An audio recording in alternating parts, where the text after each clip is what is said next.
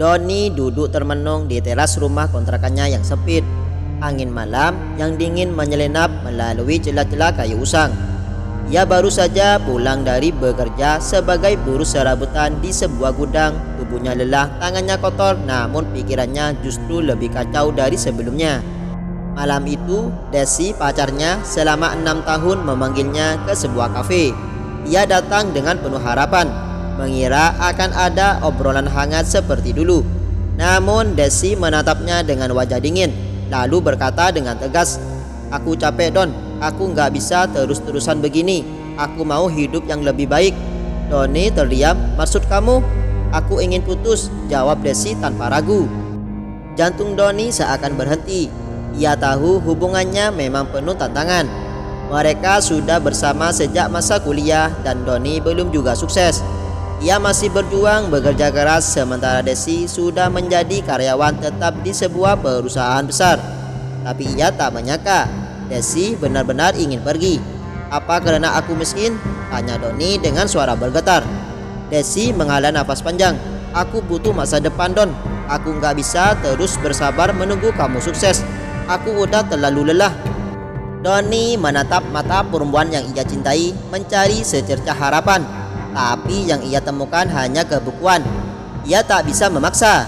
Cinta yang tak dihargai lama-kelamaan akan mati. Dengan berat hati ia mengangguk. "Kalau itu maumu, aku nggak bisa menahan," katanya lirih. Tanpa menoleh lagi, Desi pergi meninggalkannya di kafe itu bersama kenangan 6 tahun yang seakan tak berarti. Malam itu Doni berjalan pulang dengan langkah gontai. Dadanya sesak bukan hanya karena perpisahan, tapi karena kenyataan pahit cinta saja tak cukup. Malam itu Doni pulang ke kontrakannya yang sempit dengan hati hancur. Rasa sakit karena ditinggalkan Desi terus menghantuinya. Ia menghabiskan hari-hari berikutnya dalam keterpurukan, kehilangan semangat, bahkan sempat berpikir untuk menyerah pada hidup. Namun dalam keputusasaan itu, Doni teringat kata-kata almarhum ayahnya, "Laki-laki boleh jatuh, tapi jangan pernah berhenti berjuang." Kata-kata itu perlahan membakar semangatnya kembali. Ia sadar meratapi nasib tak akan mengubah apapun. Maka Doni mulai bangkit. Ia berhenti mengeluh dan mulai mencari peluang. Berbekal sisa tabungan dan modal pinjaman kecil, ia mencoba bisnis kecil-kecilan, menjual makanan ringan di pinggir jalan. Awalnya sulit, ia sering diusir Satpol PP. Dagangannya sepi, tapi Doni tak menyerah. Setiap hari ia belajar mencari cara agar bisnisnya berkembang. 1 tahun berlalu, usaha Doni mulai menunjukkan hasil. Ia tak lagi berdagang di trotoar, melainkan sudah menyewa kios kecil. Dari kios itu, ia mulai merintis bisnis catering, mengembangkan usahanya dengan sistem online. Dengan kerja keras dan ketekunan, bisnisnya terus bertumbuh pesat.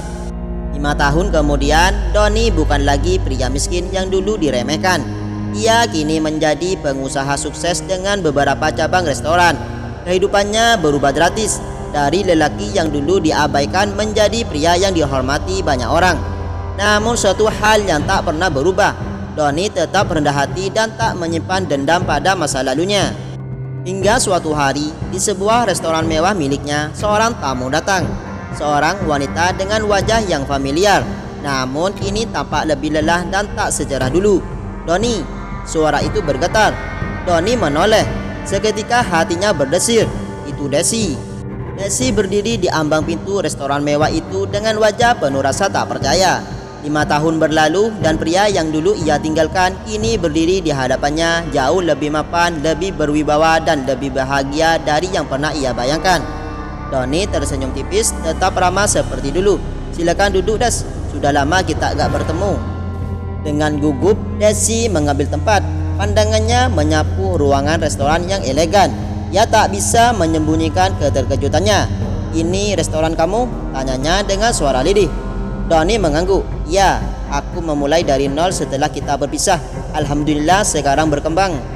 Desi menggigit bibirnya, mencoba menahan emosi. Hatinya perih melihat kenyataan bahwa pria yang dulu ia tinggalkan justru berhasil. Sebaliknya, hidupnya sendiri tak seindah yang ia impikan. Setelah meninggalkan Doni, Desi memang menjalin hubungan dengan pria lain yang lebih mapan. Namun ternyata pria itu hanya manis di awal. Pernikahannya hancur karena perselingkuhan dan kini ia kembali sendiri dengan kehidupan yang tak secerah dulu. Aku menyesal Don, ucapnya dengan mata berkaca-kaca. Dulu aku bodoh, aku gak sabar menunggumu berjuang.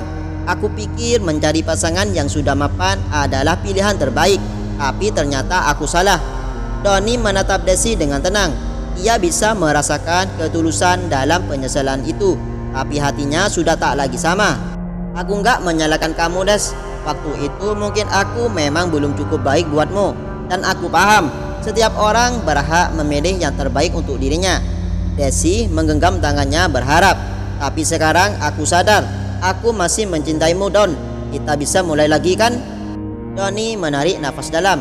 Dulu ia mungkin akan memberi apa saja untuk mendapat Desi kembali. Tapi sekarang ia sudah banyak belajar cinta sejati bukanlah tentang siapa yang datang ketika segalanya sudah baik, tapi siapa yang tetap tinggal dalam keadaan sulit.